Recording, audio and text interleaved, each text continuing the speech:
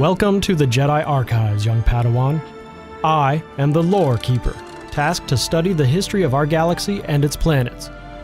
The Council bids me to share my knowledge with the youngest of our order. In these first lessons, we will explore historical worlds and their history.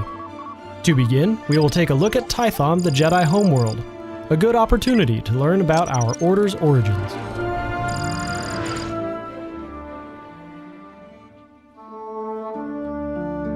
The mysterious deep core world of TYTHON is the birthplace of the Jedi Order. Millennia ago, Tythonian warriors and scholars developed a unique mystic and martial philosophy while studying the Force. Today, their Jedi descendants excavate ancient Tythonian ruins to relearn what was lost. After the recent destruction of the Jedi Temple on Coruscant, the Jedi made their new home on TYTHON. The mountainous planet remains mostly unexplored, and the violent natives pose a constant threat. The Order remains committed to building here, however, and is now training a new generation of Padawans. The Gnarls is a name given to the wilds near the outpost and landing pads beneath the Master's Retreat. It was nicknamed for the thick undergrowth that originally covered the region, which took several months to clear.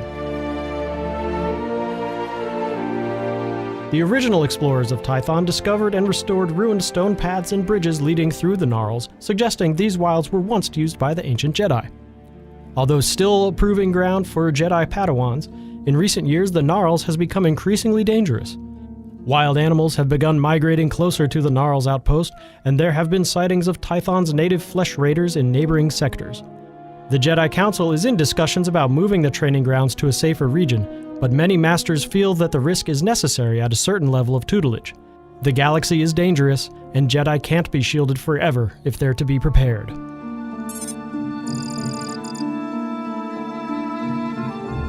Since the destruction of the original temple during the sacking of Coruscant, the Jedi Temple on TYTHON has become the spiritual home and sanctuary of the Jedi Order.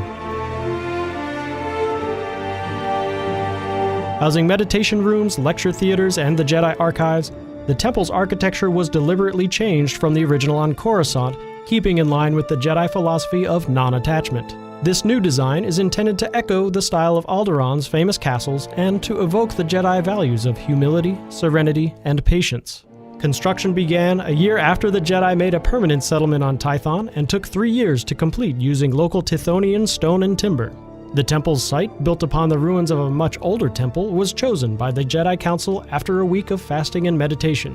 While the temple's formidable technological defenses are concealed and integrated into the architecture, it's the presence of the Council and the Jedi who train there who truly ensure its safety from invaders. Named after an old Twi'lek word for beginning, Kalakaar village is a settlement in the Tythonian hills, founded by a group of Twi'lek pilgrims fleeing persecution. The pilgrims asked the Republic for permission to settle on TYTHON but were refused. Defying the ruling, the pilgrims founded a small camp that gradually grew into Kalakaar village. The village matriarch's home is built on the site of the original landing. Kalakaar is technically an illegal settlement without protection under Republic law. As the village grew, boasting fertile fields and its own irrigation system, the Twi'lek pilgrims realized they were expanding into Flesh Raider territory and have been fighting off the creatures ever since without outside help. Despite the anger of the villagers at the Jedi who have abandoned them, many Padawans travel to Kalakaar village to seek the matriarch's blessing or to learn about the pilgrims' teachings. Crumbling walls and rubble are all that remain of the fortified city of Kaleth. Carvings at Kaleth suggest the site has been inhabited and abandoned more than once over the millennia, but always by Force users. This has given rise to dozens of theories about Kaleth from scholars at the Jedi Temple, not to mention interest from archaeologists seeking artifacts of the ancient Jedi. Unfortunately, exploration of Kaleth is hampered by ancient hostile droids that still roam the ruins. The presence of these droids, the discovery of surviving computers, and reports of strange lights at night prove Kaleth still has sections with functioning power, despite being abandoned for centuries. Because of this, some members of the first expedition to TYTHON recommended restoring Kaleth and making it the new settlement of the Jedi Order. The Jedi Council decided against this, however, preferring to study Kaleth and its history from a distance. Since the rebuilding of the temple, the very best of the young Jedi have braved the paths through the mountains, hoping to make their first lightsabers at the monument known as the Forge. the ancient Tithonian site for creating or mending weapons.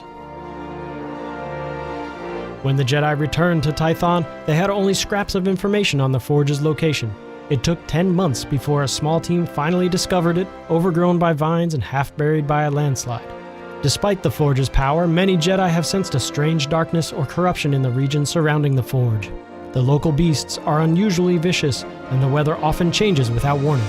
These phenomena mean only the most skilled and combat-ready Padawans are encouraged to seek out the forge.